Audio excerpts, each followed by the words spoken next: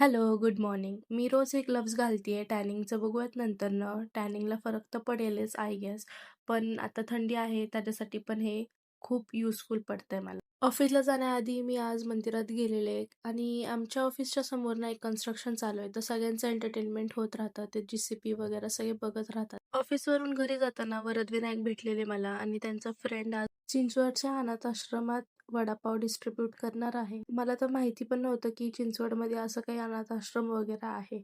बरं झालं त्याच्यामुळं मला समजलं. मी पण काहीतरी विचार करेल करायचा आणि सगळी पॅकिंग वगैरे करून घेतली कारण की आज मला निघायचंय बीडला.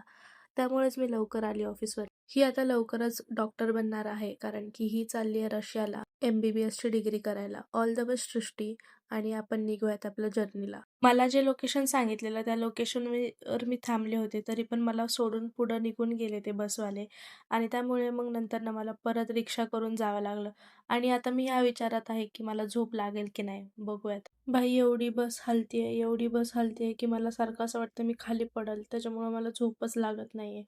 तर आता भूक पण लागलेली तर हे थोडंसं खाते मी. आपण भेटूया उद्या. बाय.